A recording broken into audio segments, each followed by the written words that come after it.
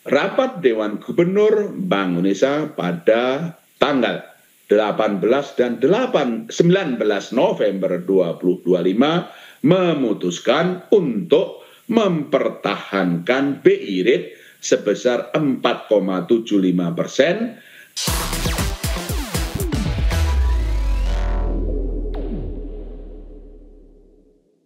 Bank Indonesia masih mempertahankan suku bunga acuan di level 4,75% pada November 2025. Langkah ini dinilai masih sejalan dengan upaya menjaga stabilitas nilai tukar dan memperkuat kebijakan makroprudensial. Gubernur Bank Indonesia Peri Warjio menegaskan penahanan suku bunga 4,74% ini merupakan langkah strategis untuk menjaga stabilitas nilai tukar rupiah di tengah meningkatnya ketidakpastian global. Peri mengungkapkan bahwa kebijakan tersebut juga bertujuan menarik aliran investasi portofolio asing sekaligus memastikan efektivitas transmisi pelonggaran kebijakan moneter dan makroprudensial yang telah ditempuh sebelumnya. Selain kebijakan moneter, Bank Indonesia turut memperkuat pelonggaran makroprudensial melalui peningkatan efektivitas penyaluran likuiditas kepada perbankan guna mendorong ekspansi kredit ke sektor prioritas. Kedepan, Bank Indonesia terus mengkaji ruang penurunan suku bunga dengan mempertimbangkan proyeksi inflasi 2025 sampai 2026 yang berada pada kisaran 2,5% plus minus 1%. Rapat Dewan Gubernur Bank Indonesia pada tanggal 18 dan 19 November 2025 memutuskan untuk mempertahankan BI rate sebesar 4,75%. Demikian juga suku bunga deposit facility tetap sebesar 3,75% dan suku bunga lending facility tetap sebesar 5,5%.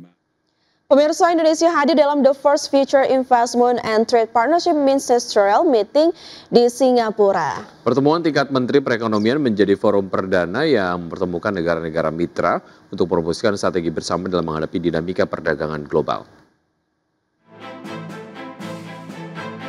Menteri Koordinator Bidang Perekonomian Erlangga Hartarto mewakili Indonesia hadir dalam forum The First Future Investment and Trade Partnership Ministerial Meeting di Singapura. Forum yang dibentuk 2 bulan lalu ini bertujuan memperkuat arus perdagangan dan investasi melalui prinsip keterbukaan, ketahanan, dan inovasi. Dalam forum ini, Indonesia menegaskan komitmen untuk memperkuat perdagangan internasional, memperdalam integrasi rantai pasok, serta mempercepat transformasi digital. Melalui forum internasional tersebut, Indonesia menegaskan perannya dalam mendorong transformasi ekonomi regional dan global. Sementara itu, Future Investment and Trade atau FIT merupakan platform kolaboratif yang penting dalam memperkuat koordinasi lintas negara, terutama dalam memetakan risiko, menyempurnakan regulasi, dan menciptakan stabilitas. Pada kesempatan yang sama, Menko Erlangga juga melakukan pertemuan bilateral dengan Minister for Trade and Industry Singapura, Gan Kim Yong. Pertemuan bilateral ini untuk membahas penguatan kerjasama ekonomi, integrasi kawasan, dan peluang kolaborasi strategis di tengah dinamika perdagangan global dan ekonomi digital. Selain itu, pertemuan ini menegaskan komitmen kedua negara untuk terus mempererat kemitraan strategis, di mana Indonesia dan Singapura sepakat untuk membuka arsitektur ekonomi digital di kawasan melalui prinsip-prinsip pasar perdagangan digital yang lebih komprehensif. Dari Jakarta, Adi Exchange. Harga minyak ditutup melemah pada perdagangan di hari Kamis seiring Presiden Amerika Serikat Donald Trump mendorong Ukraina untuk menerima perjanjian damai dengan Rusia guna mengakhiri perang yang telah berlangsung lebih dari 3 tahun.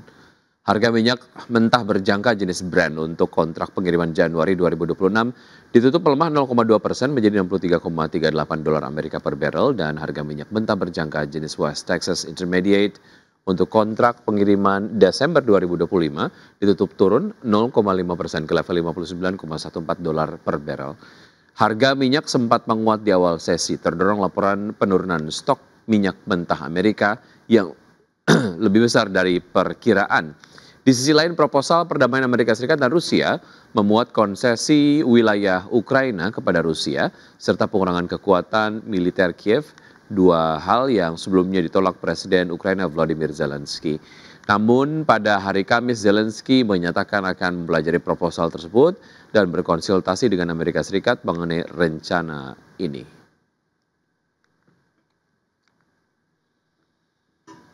Selanjutnya, pemirsa, dari bursa global, bursa saham Wall Street yang berbalik melemah tajam pada perdagangan di hari Kamis setelah rally di awal perdagangan, seiring penguatan sektor teknologi yang dipicu kinerja Nvidia dan data ketenagakerjaan Amerika Serikat kembali mengaburkan prospek pasar tenaga kerja. Di perdagangan kemarin, di hari Kamis, pemirsa, indeks Dow Jones Industrial Average ditutup merosot 0,84% menjadi 45.752, S&P 500 turun 1,56% ke level 6.538 dan Nasdaq Composite anjlok 2,15% ke posisi 22.078. Sementara itu dari Eropa, bursa ekuitas Eropa menguat terdorong laporan keuangan Nvidia yang kembali menenangkan kekhawatiran tentang potensi gelembung kecerdasan buatan.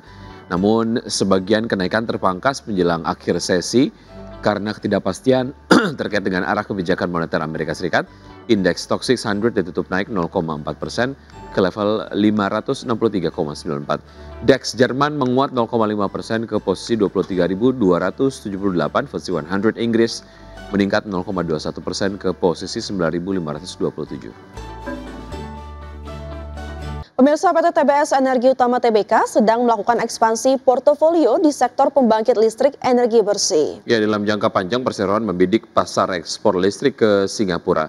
Adapun dua proyek terbaru di dalam pipeline perseroan adalah proyek pembangkit listrik Telaga Bayu di Nusa Tenggara Timur yang sedang menunggu tender dibuka dan pembangkit listrik tenaga surya terapung di Batam yang saat ini dalam tahap konstruksi. Proyek PLTB di NTT tersebut akan digarap anak usaha Toba yaitu PT Bayu Alam Sejahtera, sedangkan proyek PLTS terapung di Batam yang saat ini dalam tahap konstruksi memiliki kapasitas terpasang 46 MW peak dan jangka waktu perjanjian jual beli listrik dengan PLN selama 25 tahun. Proyek ini targetkan beroperasi komersil penuh dan terintegrasi ke jaringan listrik nasional pada kuartal 4 tahun ini sejalan dengan ekspansi yang dilakukan perseroan menargetkan kapasitas pembangkit listrik energi bersih sebesar 594 MW pada tahun 2030. Emiten pengelola Pizza Hut PT Sari Melati Kencana Tbk atau PZZA menyatakan optimisme terhadap tahun 2026. Ya, proyeksi kinerja disebut akan melebihi target pertumbuhan ekonomi nasional. Presiden Direktur PZZA Boy Aditya Lukito menyampaikan bahwa prospek pertumbuhan perusahaan di 2026 masih bergantung pada kondisi ekonomi nasional yang dinamis. Kendati demikian, PZZA memandang tahun depan secara positif, seiring target pemerintah yang memproyeksi pertumbuhan ekonomi di level 5,3 hingga 5,4%. PZZA menargetkan pertumbuhan di atas angka tersebut. Optimisme PZZA menguat berkat momentum pertumbuhan sepanjang tahun ini yang didukung strategi efisiensi serta pembiayaan ekspansi dari modal internal. Perusahaan menegaskan seluruh penghematan operasional akan kembali direinvestasikan untuk memperkuat aset perusahaan. Saat ini PZZA mengoperasikan hampir 600 gerai di 36 provinsi. PZZA fokus melanjutkan program renovasi gerai sebagai strategi utama ekspansi setelah sempat tertunda pada masa pandemi. Program renovasi kembali digencarkan sejak 2023 dengan progres yang terus meningkat hingga 2025. Pada 2026, perusahaan menargetkan renovasi yang lebih agresif agar mendorong kenyamanan konsumen dan meningkatkan kunjungan.